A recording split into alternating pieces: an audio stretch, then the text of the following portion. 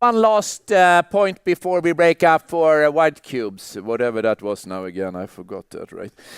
It's Dr. Florence Villeseche, who is a PhD on Women's Business Network and has done some research on that. And I think we're going to say that we need to do some changes in P&G Alumni, how we work after this presentation, but that's another part. Thank you.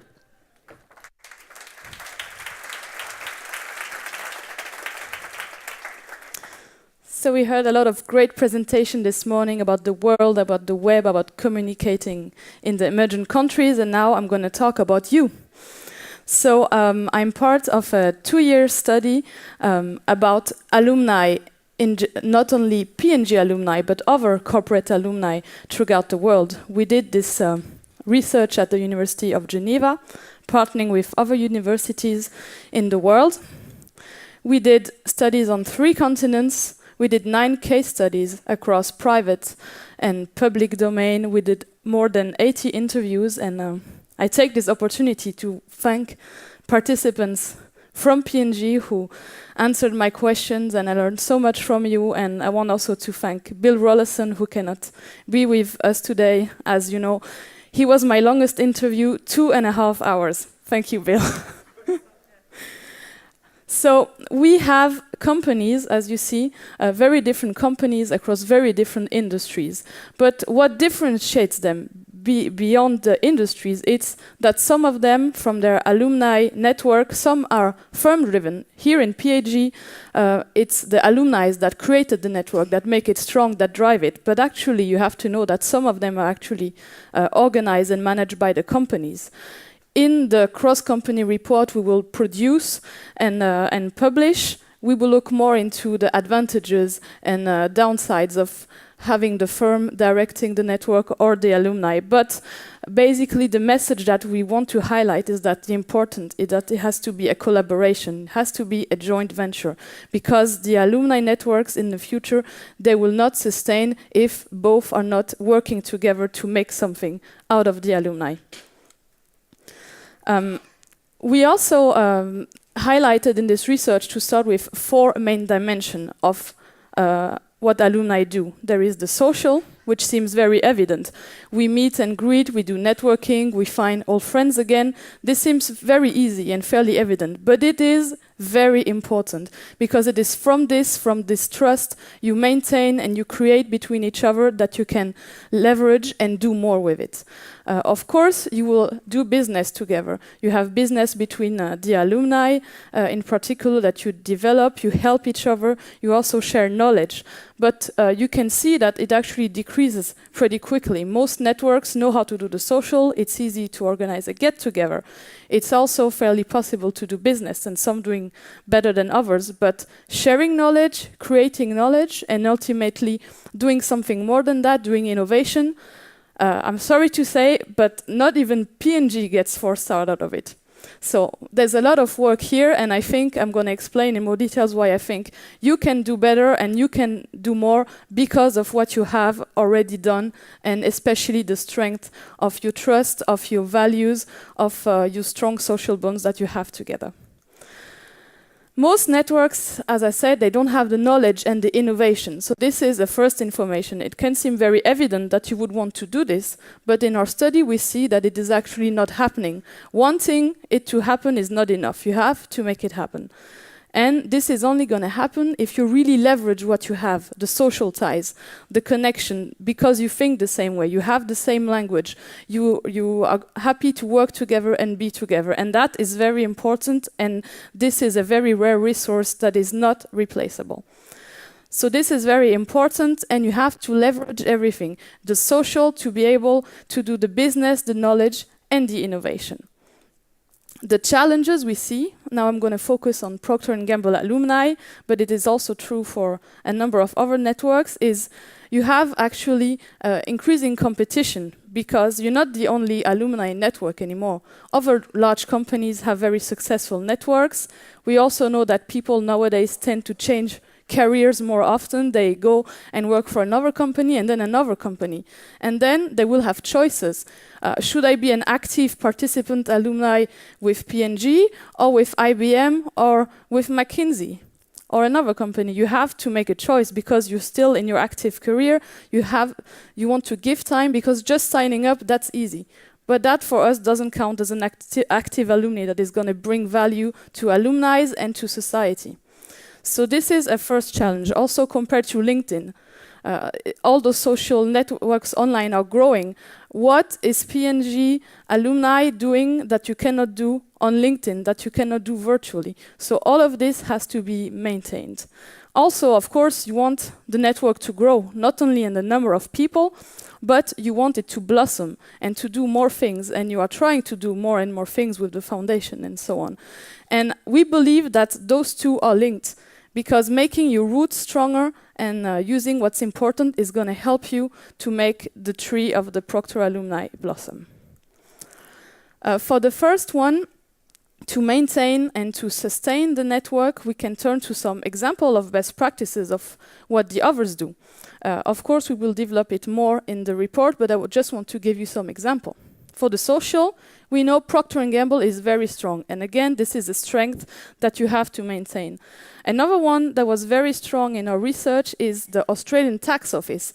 Yes, the tax office has a very strong network in Australia, because just like P&G, you're laughing because of course it seems not so evident and much harder, but they managed to gather the people around the values that they are serving the Australian people to make infrastructure happen, that they collect the tax so that they can build roads, that they can build hospitals and so on, that they have a social role, making people proud of working for the tax office. So we can learn from them for that. And also in the social aspects, for example, they organize a yearly sports festival where current and former alumni do social activities together, which is good for the alumni because they feel part of a group. They still feel this connection to the tax office, and it's also good for the current employees because they feel part of a history of a company, that there were people before them that shared the same values and that they are there with this legacy to bring it into the future. If we turn to business, PGA are very strong, of course, in developing business together because they are very successful individuals in a number of companies worldwide. We want to highlight what McKinsey does, because at McKinsey it's pretty much part of the DNA of the company. It's part of the business model. They know people are going to leave, but they're going to keep them very close to them, not only as friends, but as partners. They're going to have part of the exit process in helping them choosing a career, telling them about the alumni association and how important it is. So they leverage these trust ties and this cognitive proximity to create business, and they have been, as you know, very successful in that.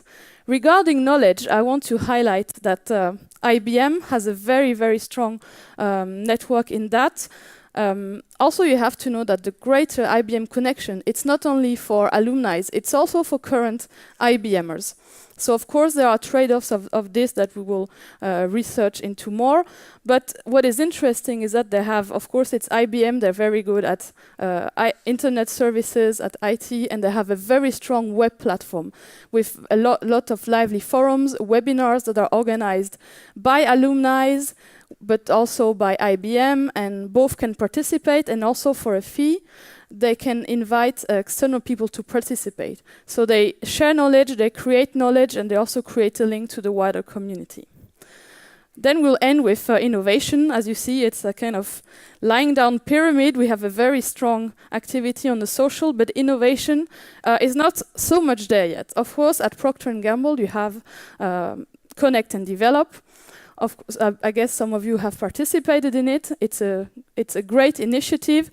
However, we see that it's mostly going in one direction, that they looking for your ideas, but in certain particular domains, and you propose and you work with them. I will come afterwards to a solution where I see that you can go beyond this and do more. But first, just Microsoft. They have this project with R&D to really integrate alumni and R&D, not only to test products, but really to improve them and make them better. And for example, all the interns who were interns even for just 1 year at the R&D, they are given a lifetime membership in the Alumni Association to make sure that whatever knowledge they will gain in the future, they will come back and share it with Microsoft and with the alumni to produce something better together. So the second challenge, as I said, is to do more. It's to do better. And how I heard a lot in the interviews and from P&G and from all the information you gave me is doing the right thing. This was something that came very strongly. So for us, doing the right thing means doing social innovation. Transform business and transform knowledge to do social innovation. What is social innovation? Maybe some of you are familiar with the concept.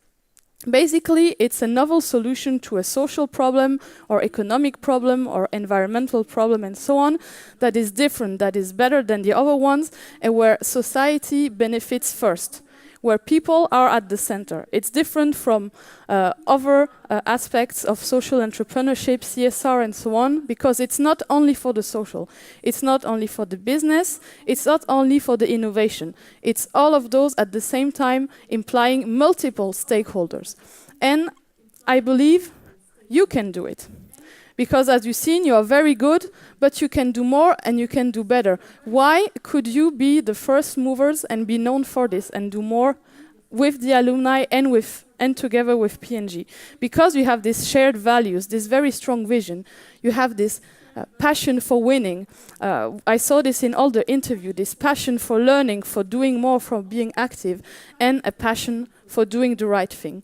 And we believe that this could create a win-win-win for you and bring the PGI alumni to the next level and sustain it. Because as you see here, you have people of different ages, but it's rather older than younger. You have also to implicate the younger generation of PGI alumni. Why should we dedicate our time to the PGI alumni? What can we do together that benefits us, that benefits others, and that we cannot do anywhere else? And we believe this is the answer to this for you is social innovation. How can you do this? For us, the first thing is that social innovation has to become the core of the mission of Procter & Gamble alumni. What you're doing is great, the networking, the business, the philanthropy is huge, but for example, Microsoft is extremely strong also in philanthropy. They have big foundations. So that's very important that you have this vision to doing this. Tools for this, I think you will discuss in some other sessions, and you have to develop them, can be mentoring, connecting younger and older generations through talent, doing a PJ Academy integrated, very importantly, with the virtual platform and the face-to-face meeting to develop knowledge and create social innovation. And finally, I also want to emphasize again the importance with Procter & Gamble. The relationship has been described as a friendship. I would like that you convince them that you need to have a partnership, to work with them together so they can give their big capacity to lift your ideas, to support your ideas, and they will also benefit, I believe, in terms of innovation, in terms of reputation, and of Procter & Gamble and their alumni knowing worldwide that you are here to do the right thing. Thank you very much.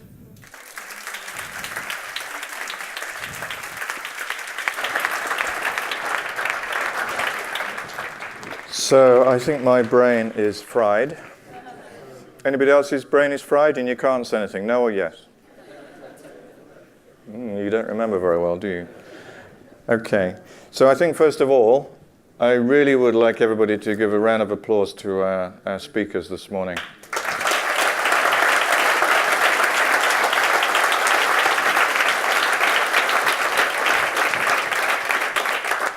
We said at the beginning that we hoped to be able to do a few things that were a little different, and I think you got a little different there. I think that was fantastic. We'll invite some of the folks back up at the end of the day when we do the wrap-up. On the next bit of this, we've got the white cubes again.